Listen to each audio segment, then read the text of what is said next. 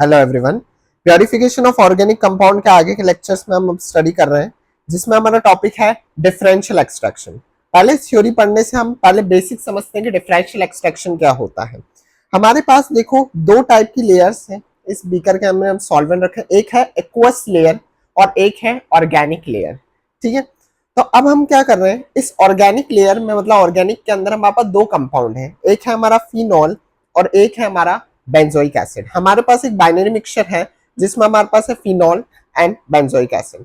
इन phenol और benzoic acid को मेरे को क्या करना है, सेपरेट करना है, क्योंकि एक ही साथ है। अब मैं ऐसा क्या कंपाउंड यूज करूं, मेरे को ऐसा कंपाउंड यूज करना है जो इन दोनों को सेपरेट कर सकता है। अब वो वही कंपाउंड होगा जो एक से रिएक्शन करेगा और दूसरे से रिएक्शन नहीं करेगा। जैसे अगर मैं कहूं NaHCO3 सोडियम हाइड्रोजन कार्बोनेट, ये क्या है, एक वीक बेस है।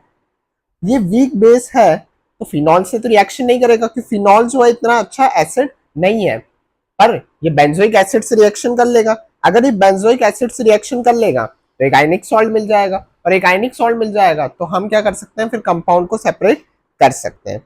तो हम इसको सेपरेट करने के लिए हम NaHCO3 का यूज कर रहे हैं।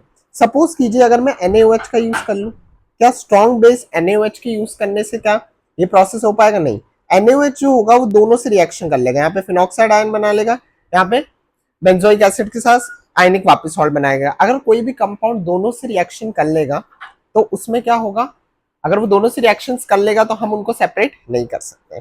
नेक्स्ट एक और क्वेश्चन लेके देखते हैं। अब हमारे पास एक क्वेश्चन है कि फिनॉल है और बेंजाइल अल्कोहल है। फिनॉल और बेंजाइल अल्कोहल में अगर हम देखें कि कौन सा ऐसी स्पीशीज है जो इन दोनों को सेपरेट कर सकती है, लोग सोचेंगे कि NaHCO3 ही होगा, बट नहीं।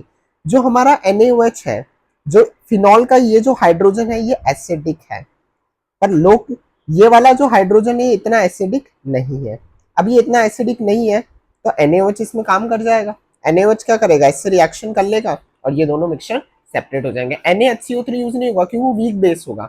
अब यहाँ पे एसिड जो है, यहाँ पे इसके कंपैरिजन में तो फिनॉल एक अच्छा एसिड है, इसलिए हम NaOH का यूज कर रहे हैं यहाँ पे। ठीक है, अब एक बार थ्योरी इसकी समझ लेते हैं।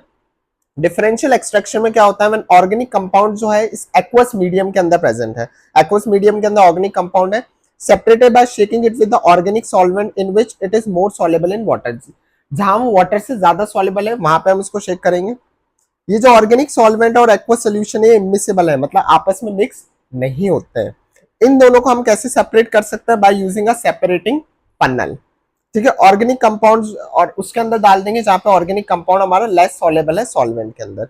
अब एक क्वेश्चन लेते हैं, विच प्योरिफिकेशन मेथड, ये जेई मेन का क्वेश्चन है, which purification method is used to separate a mixture of water and dichloromethane. अभी हमने देखा कि वाटर और डाइक्लोरोमीथेन के मिक्सचर में क्या है, यहाँ पे हम वही दो लेयर बना लेंगे, एक बना लेंगे एक्वस लेयर, एक ऑर्गेनिक लेयर। जो लेस डेंस वाला होता है वो ऊपर आ जाएगा। वाटर ऑब्वियसली CH2Cl2, और वाटर के केस में हमारी CH2Cl2 की डेंसिटी ज्यादा है, इसकी डेंसिटी ज्यादा है तो यहाँ पे इसकी ये लेयर बन जाएगी, ये CH2Cl2 की लेयर बन जाएगी, और ये ऊपर वाली लेयर जो होगी मेरी वाटर की बन जाएगी। फिर हम दोनों को सेपरेट कैसे करेंगे, by using a separating funnel. तो ये सारा कॉन्सेप्ट किसके अंदर आता है, डिफरेंशियल एक्सट्रैक्शन के अंदर। तो ये क्वेश्चन जेईई मेन में आया तो इसका आंसर हो जाएगा मेरा डिफरेंशियल एक्सट्रैक्शन। तो दिक्कत हो तो आप मुझसे पूछ सकते हैं। Thank you.